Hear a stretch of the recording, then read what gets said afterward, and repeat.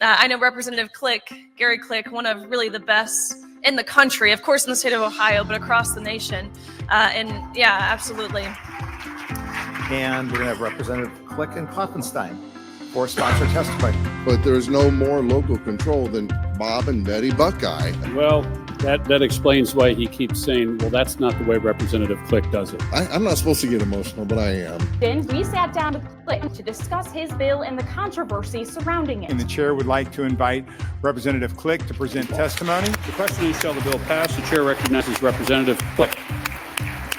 Welcome back to What's Clicking with State Representative Gary Click. I'm Janae Myers, his legislative aide. Today, we are going to hear a very incredible podcast with the representative. He was able to sit down with Chloe Cole, which I'm sure some of our listeners know who she is. But Representative, do you want to give her a little introduction? Well, Chloe is an amazing young lady, probably about your age. And Chloe is a detransitioner. She's actually the leading children's rights activist of our age, of our day. But it all started back when, she had been, manipulated by the medical profession and convinced that she was a boy. Went through that procedure. Her parents were manipulated in the process with that old myth, do you want a living son or a dead daughter, and so forth, and so forth. But she she detransitioned more rapidly than some do. And she started to come out and to tell her testimony. And she's, world renowned at this moment, but she started actually right here in the Ohio legislature and gave her first testimony on our bill, the SAFE Act. It was 454 at the time. It later became HB 68. And we were able to pass that and protect children from these sex rejecting procedures, which is actually the new title for them. They like to call them gender-affirming care, GAC, but it's really sex rejecting procedures.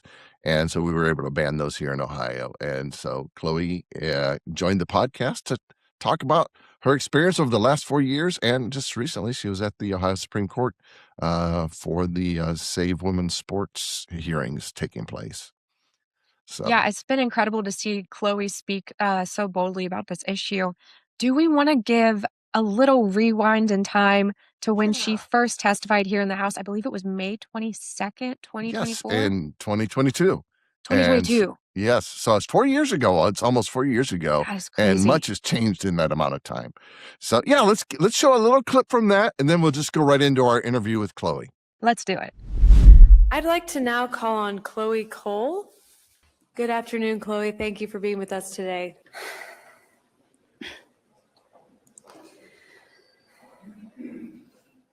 My name is Chloe Cole, and I am from the Central Valley of California and a former transgender child patient.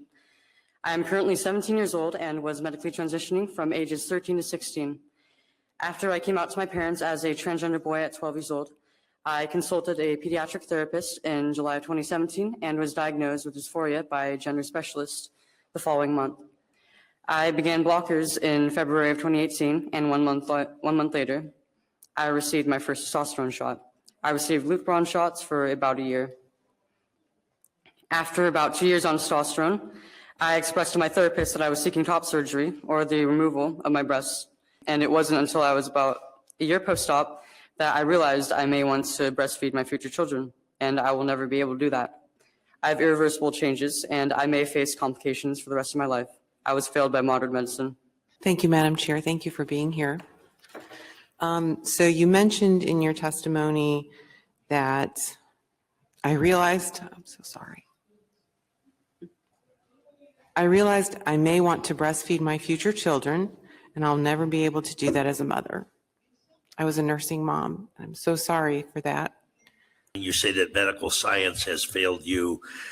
Is there a feeling that your parents were misled or whatever? I guess just your comments on that. Yes, I feel that the medical professionals had not only misled, but also guilted them into letting me transition. And that you said you don't know how you would have responded at the time, because young people sometimes think they really want something, but they're not really mature enough to understand the consequences later in life?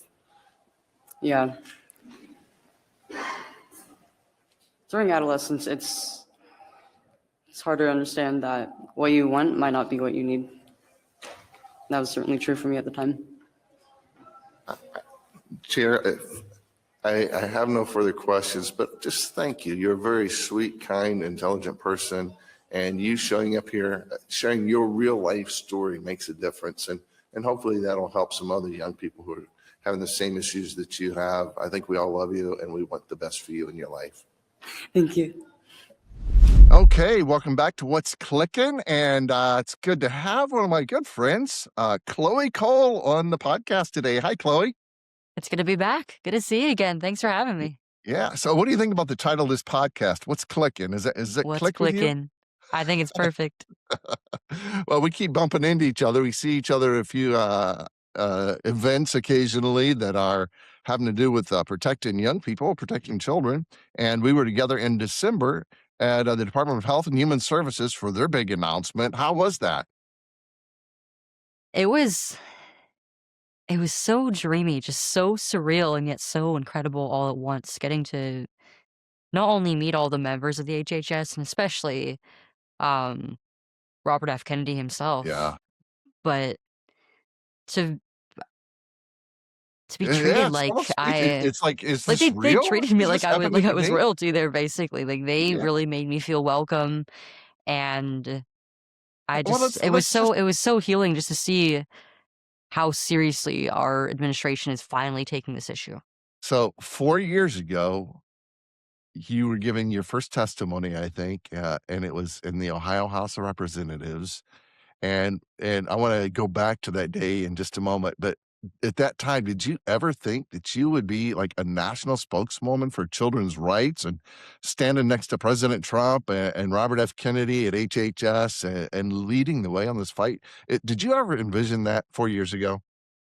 No, back then I had no clue what I was getting myself into. I didn't really have a plan for my career, or let alone my life. I was pretty much freshly like a high school dropout. I had no friends, but the one thing that was keeping me going was this conviction to just keep moving forward, to repurpose everything that I had been through, that my family had been through, and to transform it from something that was weaponized against me into a weapon that I could use to cleave through the culture and create a better world than the one that I grew up in. And I didn't know what was keeping me moving forward. Now I know that it's God. I'm building I'm becoming closer in my faith every single day of my life. And because I just kept to it, Yeah. So, it's led to a lot of change in my own life and lives of many people around me, and it's been really beautiful to see. And you've been a big part of that. well, thank you, and it's an honor to know you and to watch you grow, Chloe. And so let's go back in May on May 22nd. It will have been 4 years ago, and we had not even met before the committee. We'd not even talked, and you were 17 years old. And so, if I remember, and you can correct me in a moment if I'm wrong, but I think at 13, they started giving you puberty blockers, testosterone. Age 15, they gave you a double mastectomy. And age 17, you're there testifying on the SAFE Act in Ohio. And you are a very confident and poised young lady. But that day was, I think, your first time in front of a committee like that. You looked a Yes. little bit nervous. So tell me what thoughts were going on in your mind when you first gave that first testimony here in Ohio. If I think back to where I was mentally then, I was I was super excited, but I also didn't have any idea what to expect. I was really nervous and I didn't know if I was going to be questioned, if I'd be able to even answer any questions, if they would. Um, and I certainly didn't expect to be tripped coming back to my Oh, seat from speaking. yeah, from that Which I trans laugh about now, identifying but dude. it Yeah. was so shocking in the moment. But I for the most part, I mean, especially you and you and David and everybody who we went to lunch with afterward made me feel like I was welcome, like I was seen. And I mean, I wish I could rotate my camera right now, but there was like a teddy bear that I can't remember who gave it to me, but it's still sitting on my shelf in my office years later. Wow, that is so awesome. And I remember that day, and you came back a couple times, and one of the things that I learned, and I was nervous too, if I can just be honest with you, because I was a brand new legislator, and they handed me this big bill. I thought it was going to be an easy bill, if I could be honest with you. I thought, well, this is common sense. This will take 3 months. It took 3 years and a 3 veto override, years. which you were there for that. I You came was. back for that. But, I was a little nervous about it myself, and I didn't even sometimes know some of the questions to ask. I mean, we figured out along the way, but through this process, I think we have both grown and we've seen, what God can do, and it really just takes, people who are gonna stand up and just tell the truth about what happened, and you were not looking I don't think you had any idea where this was gonna blossom for you, and now there's actually a bill in Congress that is named after you. And so, like I said, so many places you've done so many things. And so let's just go back to the HHS. So they delivered some rules, and number one, let's talk about this. They used more accurate medical terminology, and they're calling, the common lingo is gender affirming care, and that sounds so sweet, but it's really so deceptive. And Sickly they go, sweet. yes. Saccharine sweet, GAC, gender affirming. We're just affirming these kids. No, you're diluting them. And so HHS has used actually accurate terminology, and they call them sex rejecting procedures, SRPs. Weigh in on that for me, will you? One thing that the movement and a lot of people at the top especially have been really frustrated with for a while is finding a replacement term for gender affirming care, because even though it's incorrect, it's short and sweet. It's the term that most people recognize when it's in reference specifically to the standards of treatment around this. But I think that RFK and the Trump administration have perfectly nailed the term sex rejecting procedures, because it's once again short and sweet, but it's completely accurate to what this actually does. It's not affirming anything other than delusion and mental illness, especially in these vulnerable children and young people. It is rejecting the way that God has beautifully created them in their sex bestowed upon them by God. And so, I think you have a unique voice to speak on this, Chloe. Now, I will say that, and sometimes I call it gender mutilating care, and things like that. And I have said, yeah, this is a mental health issue, and people look at me like, how dare you say that? But it really is, and it's not a shame to have mental health issues. There's a lot of people that have mental health needs. We should be meeting the needs, not affirming their needs. There are young ladies very often that have eating disorders, and we don't belittle them for calling that a mental health issue. Properly addressing it as a mental health issue helps us to treat that. And because you went through that yourself, maybe describe, just your personal experience and how that was a mental health issue. Why were you, as a young person, why were you confused about your sexual identity? What do you think led to that? And then what do you think, how do you think just realism helped bring you out of that?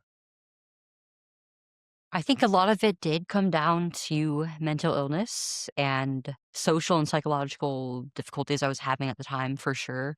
I was previously diagnosed with ADHD when I was about 7 years old. I started being treated for it medically, with pills at the age of either 11 or 10. And I had issues with loneliness and having difficulty socializing and fitting in for most of my elementary and middle school years. And I also a lot of what my feelings really were actually were just normal difficulties that come with growing up for especially kids who are different in some way. The girls who are tomboys, the boys who are more effeminate, kids who are more creative and tend to think outside the box. For children like that, it can be really hard to find your niche and really understand who you are and build your identity as you're going through these more difficult parts of childhood. But it doesn't mean that you're different in a meaningful way. It just means that you have strengths that you have yet to realize. But that wasn't the perspective that I was really given by the adults who were supposed to challenge me. I learned about the transgender community through the internet, and it affirmed a lot of the fears that I had about myself, basically not being created correctly, not feeling either feminine or pretty enough. And I went from thinking I'm more like the boys to I actually was supposed to be a boy, and somehow, on some level, I am a male, and this is the only way that I'm ever going to be happy. But my doctors, who I started seeing psychologists after my mom and dad were we had a conversation about these this difficulty that I was experiencing with my identity, and they decided the first place to go would be a psychologist to help me process this, hopefully in a healthy manner. But how they handled this was egregious. Every fear, everything I disliked about myself, every difficulty that was in my life, they chalked down to me not getting uh, supposedly this care that was going to save my life. And they really went hard on that narrative when they were talking to my mom and dad about this. They were keeping secrets from them. They weren't allowing them in the room with me when we were doing these appointments. So they weren't really in the know about what I was actually struggling with. And they Right. weren't empowered to help me in the way that they could have been. But what they were told was that this could be a life or death situation for me, that if I'm not treated as early as possible, I could potentially take my own life. And this was a narrative they had just crammed down their throats at every corner. And my mom and dad, I don't blame them for saying yes to treatment. I don't blame them for signing off on it, because they wanted to see me well. And a lot of people They were have this manipulated, weren't they? misconception. Yes, absolutely. A lot of people have this misconception that most parents who have involvement with this, with their kids, are trying to manipulate or abuse their children. And sure, there are moms and dads out there who wanted to have a child of the opposite sex and resented their kid for, in their eyes, being born wrong, or they are trying to basically use their kid as like a puppy in a Gucci bag. But that was not my mom and dad. That They were is just not trying to most do the right parents. thing with whatever information that they had, and there's a presumption of trust in our physicians and our clinical professionals, and they abused that with your parents Absolutely. and I with mean, I many think it many was an other parents. abuse. I think it was fraud. I think it was medical malpractice on every single level on the part of my doctors. Right, right. And we were together at another meeting where they were actually beginning to label this as a deceptive trade practice. And I think you spoke there on a panel as well at the Federal Trade Commission. Right. Uh, I mean, so many federal right. organizations are getting involved on this that I never would have even thought of like 4 years Yeah. ago when I first started. It's really quite a miracle, and It, it's it it's a it beautiful moment really we're in. is. And so when you first did this, when you first came out as a detransitioner, that word was really barely even known or understood. There weren't very many. Did you feel lonely at that point? Well, I Did, remember first Googling that word, and I thought I was just making it up in my own head, but it turned out there was a then much smaller community of thousands of other people who were in my situation, who all were adults at the time. The thing that really set me apart and led to our side of the narrative, I think, becoming more widespread, was the fact that I was a child when all of this was done to me. And so the harm that was done just seemed so much more violent it is. and evil. And You couldn't I process that. At 13, you didn't know if you wanted to be a mother or not. know. And there's so much that happens in just 4 years of Yeah. adolescent development. It feels like an eternity for a Mm, kid, because it basically is. And you don't yet have the mental faculties or the worldly experience or maturity yet to be able to determine if you want to go down a route that yeah. will inevitably lead to you becoming sterilized, not being able to experience healthy sexual function or having children of your own, and having an early demise. I don't think that anybody can really consent to that, especially if they're being lied to by the doctors who they've entrusted with their care. But to do this to a child, I think, is so obviously evil on its face. And that is exactly why this has been one of the single most successful movements in politics, because it's so common sense. And this evil ideology has only been able to spread because it was doing so in the dark. Right, right. And people weren't talking about it. And everybody, I think most people want to be compassionate. It's like, well, okay, is this, how's this affect me? How's it affect anyone else? But now that your voice and many other voices started coming out along the way, like, who are some people that, like, as you're navigating this, you're 17. Who are some people that you ran into along the way? I mean, I know a few of them, but I don't want to speculate. Who are some people like who helped you, who encouraged you, who were there for you and encouraged you and helped you to become the voice that you've become? Most of the people then were not very publicly facing people. One of them was the administrator of the official detransition subreddit, actually, who kind of helped me to. She didn't like coach me or anything Right. or tell me what to do, but she was one of many people who helped me to um, understand what was to really process what had just happened and understand that there was a way to move forward in my life and find a new normal, whatever that would look like. And she actually lives in your state, funnily enough. But yeah, none of these. I sort of was How did it a feel bit of an when anomaly within the community because yeah.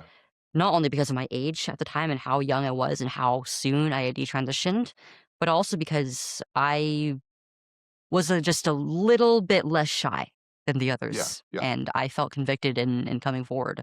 And I still was very shy then. I was basically just total shut-in of a kid. I spent pretty much all my days on the internet, but I feel like And God how just did it feel was a when moving other force in my life. detransitioners, because I think a lot of them look up to you as a role model and as an example. And I know you connected me to some in our state that you'd met at other places, and some of them came and gave testimonies and so forth. But how did it feel to you when you started meeting other people? Did it feel less isolating when you realized, oh, I'm not the only one? Yeah, I wasn't stupid. I was just misled, and I wasn't hurt. Did it feel not that you enjoy other people having misery, but knowing that you're not alone in this process? How did that help you? On one hand, it was kind of horrifying that I wasn't alone, that it wasn't just my pain like I had been told by the transgender community, but it also felt good to be unified, to set our differences aside and connect Right. over the shared experiences we had and use it as a spear moving forward to cleave apart this something that had once upon a time disrupted our lives. And every at first it was just like maybe 5 or 10 or so who I was meeting in the first, like, 2, 3 years of me speaking out, and then there was a just massive explosion in people, and I've stopped at so many places to give my message now. I've been to so many churches, schools, legislatures across the country, and it feels like every, like, 3rd or 4th event, I meet a new person. It's insane. Yeah, and I know I've spoken in a few churches, and you and I've talked about faith and God a few times over a hamburger or things like that.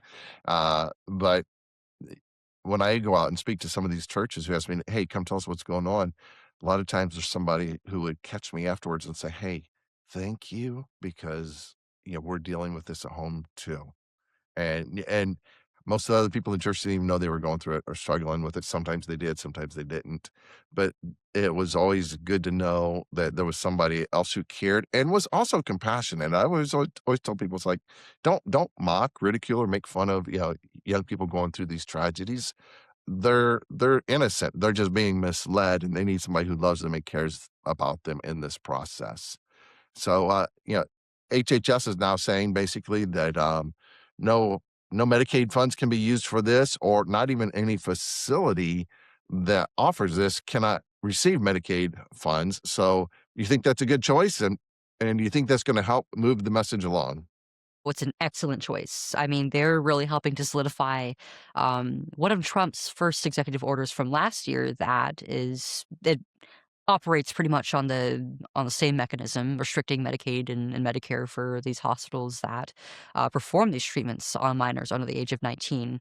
And the reason why it's going to be so effective um, is because, well, almost every single hospital in the United States relies on Medicare and Medicaid programs and funding for to bill and provide services. So it would be stupid on their part for them to lose a good chunk of their funding because they'd be so hell bent on giving fraudulent and mutilated procedures to children who are underage. That's right. After the SAFE Act passed here in Ohio, there was one hospital, I won't mention them by name, but I was just at an event with different people from across Ohio, and they came up and were talking to me and smiling. I said, "Oh, so how are things going at your children's hospital?" And I wasn't proud. I wasn't saying anything. They said, "Well, we're not doing that anymore." Like, well, good. I'm so proud of you. And then Nationwide announced publicly that, because one of the things we had to compromise, I didn't really want to do, but we had to do is we said, oh, we had a grandfather clause in, and we had to do that to get it to pass. But then Nationwide said, okay, we're not even taking advantage of that anymore. We're just canceling those procedures altogether. We're not even going to do Wow. the grandfather thing. So I think the tide is turning socially, that people are understanding this isn't good. And then also, I think the fact of you've got to be able to maintain an influx of new patients all the time in order to keep making it financially viable. And if it's not financially viable, then I think they they back away from it, even if their motives aren't the right motives. It still gets the right effect. So Right. I mean, if we really want to destroy this, we have to attack it on all fronts, and that includes funding. That is, I think, one of the single biggest things that is going to take this down. And I think it's also really harmed the reputations, to be putting forward this pseudoscience. As I often have said, and many others have, someday we're going to think of these SRPs as the lobotomies. And like, why did we ever let people do that? So let's transition, to borrow a phrase, uh, into that just came out. But you were at the Supreme Court this week for a rally because the Supreme Court's hearing, and I think we are unique. I don't think any other state was like us. We had the SAFE Act and Saving Women's Sports in one bill because they are related.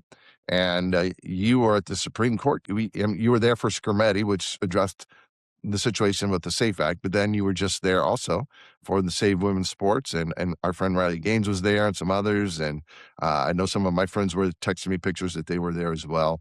Tell me about that. Tell me how's that going? What do you see happening? What's your prediction? So earlier this week, I was speaking at a rally outside the Supreme Court because on that day they were hearing arguments for two different cases regarding the women's sports issue and whether men in dresses should be allowed to enter women's spaces, teams, locker rooms, restrooms. And even though it's not a side of the issue that I usually address, I think that in many ways it is equally as important because it forces us to ask the question of just what differences exist between men and women. Why do we differentiate between the two? And how come last century we fought so hard, the civil rights movement fought so hard for women to have their own rights established, especially when it came to sports and their own spaces. And the truth is, when we really look at it and when you look at everything on its face, when you look at these athletes, you can tell they are not women. It doesn't matter what drugs they've taken, what surgeries they had, or how early they started. They are never going to be the opposite sex, and they always are going to have an unfair advantage. If you're You're abusing the right. individual and leading them down this route of delusion, you're not only hurting them, but you're also allowing their confusion to negatively affect the girls around them and potentially either make them unsafe or, um, at the very least, violate their right to privacy and to safety within their own sex segregated space. I think our language is very important there. And I know sometimes people say you're barring trans athletes. No, that's the wrong language. Or some people say, some people use it like biological men and biological women. I don't even like that, describe using that adjective of biological. There's only two sexes. There's men and there's women. And that's it. And we're not barring trans women. We're barring men from playing in women's sports. Because if you're born a man, you're always a man. You can, some people can go into this deep fake transition where they can look the part, but they're still not the part. Right. And you can have a really good masquerade party if you want to, but that doesn't make you a woman. And we are going to keep men out of the women's sports, period. But we're not That's right. keeping them from I feel athletics. like If you want to, I know a situation where they said, okay, our daughter, which is a man, young man transitioned into a female, they said, we don't want them playing in the girls' sport, but we're going to go do something that's just a single individual sport, right. And I and think that if they were really concerned about this minority of athletes, they either would have them stay off medication and continue playing within their with members of their own sex, or they would create a league specifically for medicated transgender um, male and female individuals to compete with each other in. But they it's not about that. It's right. about pushing the boundary for them. They want to enforce their ideology not only within their community, they want to make sure that other people will bend their will to them. It's this movement, if you give them an inch, they will take a mile. And that's what people really need to understand about this. I Mhm. have seen this community from the inside. I once was a part of the transgender community. I know how they operate. I know how the ideology operates. And that's why, that's one of the many reasons why it's so unsafe to allow this in any capacity. Because it's opening the door for predators, for people who are narcissistic, who do not care about the safety or needs of the other people around them, into very vulnerable spaces. And by doing so, we're expecting them to be on their best behavior when they have no regard for boundaries at all. And it's just foolish. I could not say it any better. Thank you so much, Chloe. And I know we're up against a hard stop because you've got some other commitments, and I'm so grateful that you took time to be with me today. I Two more things. One, just real quick, I'm going to be chatting with some folks in Ohio that are part of Turning Point USA, and I know Charlie was very good to you. You had a friendship with Charlie, and you've spoken a lot of those TP USA events. So, do you want to share just either a quick memory or just a quick encouragement to these young people who are out there just carrying on the legacy of Charlie Kirk in Ohio? Well, Charlie was a very good force in my life, and I only knew him for so long. I regret that I didn't spend more time with him or talk to him more often. Um, but it makes me all the more grateful that I even got the chance to meet him the way that I did. It was completely by chance. Well, not quite. I purposely went to an event that he hosted locally, actually, during I think his Live Free tour, and he was tabling at a campus speaking later that night, and he actually recognized me in the crowd, pulled me out, and had me debate with a transgender activist student. And he said to me afterward, "We're going to have you at more events, and we're going to get you across the country. Your message, I am going to make sure that it's spread far and wide." And even after he's Right. gone, his legacy is still making an impact on my life. He's really paved the way for conservative speakers to even be able to have these conversations on campus and challenge the radical liberal culture that is on many schools across America. And I could not be more grateful for him. And it's incredibly painful that he's gone. But I feel like now the responsibility is up to every single one of us, especially us young people, the next generation, to carry his message far and wide and to continue that legacy and to use it to build one of our own, of the modern conservative movement moving forward. Okay, so 30 seconds. What would you say to Gabe, Brandon, and Brianna, who are going to be with me on the next episode? You're in good hands. Gary's great. He's been a long-term friend of mine, and you guys are going to do great. I don't know what the future holds in store for you all, but stay true to your faith. Stay deep in prayer and in your discernments.